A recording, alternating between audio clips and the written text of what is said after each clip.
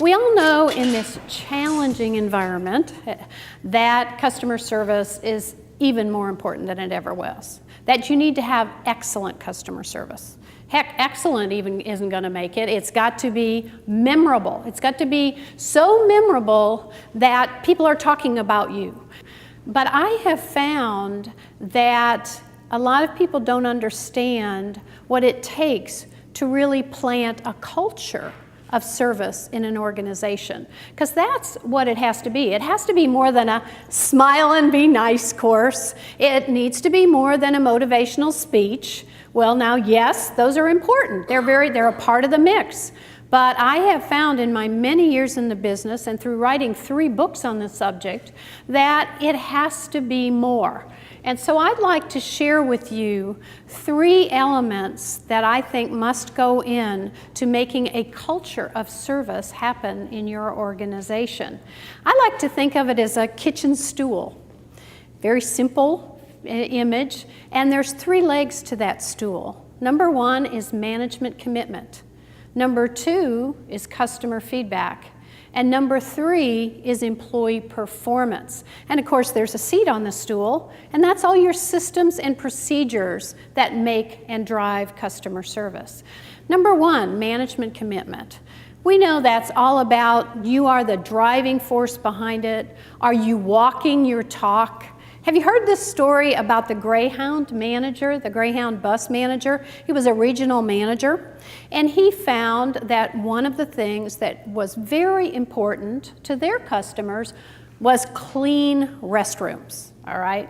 So every once in a while, he would surprise one of his station managers, and he would call him up and invite him to lunch, to have lunch in the restroom. Did that say a lot about customer service and a commitment to it, and that I am going to drive this forward? Very, very important. So management commitment, walking the talk is important. You know, I always know when I go into an organization or I just have an experience with an organization, whether they're really serious about customer service or not. How many of you have ever tried to call your doctor's office around lunchtime to make an appointment? Right, that's the only time you can do it, you know, that's it. And what do? You get a recording. I'm sorry, we are gone for the lunch hour. We'll be back at 1:30. Please leave us a message. Now, what that says to me as a customer service consultant is you don't really care about me. You care more about your lunch hour and getting all the details and things, your work done, and you've forgotten about me. And that it says to me, you don't have a true culture of service. So, and I'm sure you've had many, many experiences like that. So management commitment is important, but you know, I've seen a lot of failure modes, I call them. Number 1 is fluffy approaches to customer service. I was dealing with a large organization, and we were busy making a strategic plan, what we were going to do when, how we were going to roll it out. And all of a sudden, the CEO has formed an employee committee, and they are organizing what I call a rah-rah rally in the employee cafeteria. And they had balloons, and they had posters and mugs, and you know, the customer is number 1 and all of that. You know, just kicked it off, okay, showed a video, everything. And then nothing happened because we weren't ready to make anything else happen. So fluffy approaches are bad. Also promising more than you can deliver.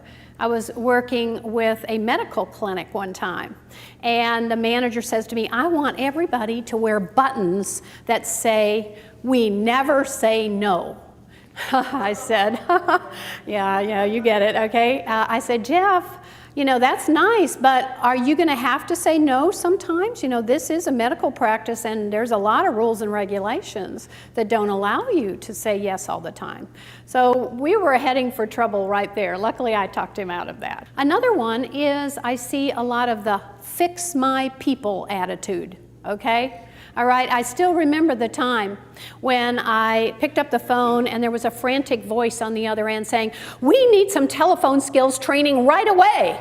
And I said, "Well, okay, I'll be happy to do that, but why do you want it?" Well, it turns out the CEO had called his own company and received less than stellar customer service on the telephone. So, whoo, we got to send everybody to telephone skills training, right? Well, that wasn't the problem, really. It wasn't the people. It was the systems and the procedures. It was the telephone system. But watch that fix my people attitude. And of course, the third thing is not listening to your front line, the comments from your front line. I worked with an animal clinic one time, and once a week, they had a meeting called "What's Dumb? What Needs to Be Different?" And they would pass on all the stories and comments that customers had made about things they didn't like, what wasn't working. And that gives you a chance to look at your systems and procedures and question things. So those are 3 failure modes. So we have management commitment. Then we have customer feedback. You know, how do you know how you're doing? Tom Peters always says the voice of the customer must permeate the organization. So ask yourself a few questions. In customer feedback, of course, you want to find out, you know, what do our customers expect and what matters the most to them?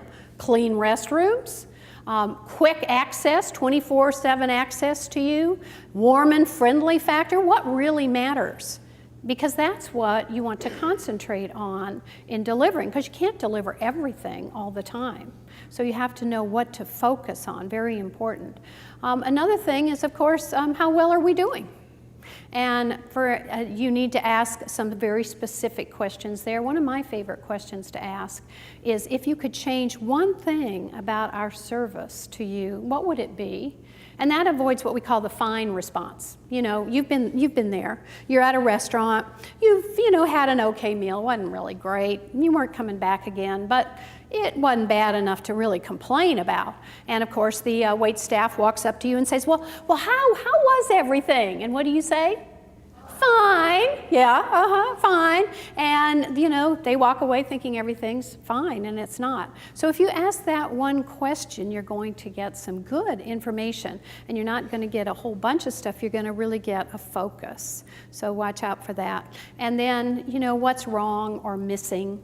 And the missing part is very interesting, because if you can find and listen for what I call customer I wish statements. I wish you were open longer hours. I wish you offered this particular product. That's going to give you an idea of some things you can add to your mix that will give you the competitive edge.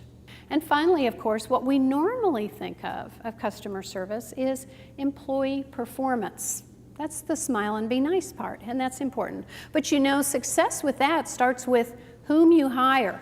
Disney said, customer service superiority starts with whom you hire, how you hire them, and how you bring them into the organization. So all of those elements have to go into employee performance. So look at your hiring.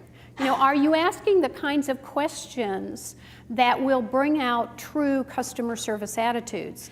You've all heard that Southwest Airlines says, interview and hire for attitude, train for skills. I can teach people customer service skills, but I can't teach them a good attitude. Number 2, what about your orientation? Do you have the same old boring tour of the facilities? Here's the bathroom, here's the telephone, whoop, throw you up against the wall, see if it, sticks. All right? That doesn't work, does it? You've got to really orient them in the culture. And then finally, of course, you have to reward and recognize the behaviors, the good customer service behaviors. And there's just so many things you can do in that area. One of my favorite is the Snooze or Cruise Award. That when an employee does something that's really great and you want to reward it, you say, okay, you can either come in 30 minutes late this morning, or you can leave 30 minutes early, snooze or cruise kind of thing. So all of those things are part of planting a culture of service in an organization. So if you can't say that you're doing all of those, I challenge you to ask yourself, what can I do? What can I institute within those 3 areas? And if you're not doing it, why not? Thank you very much.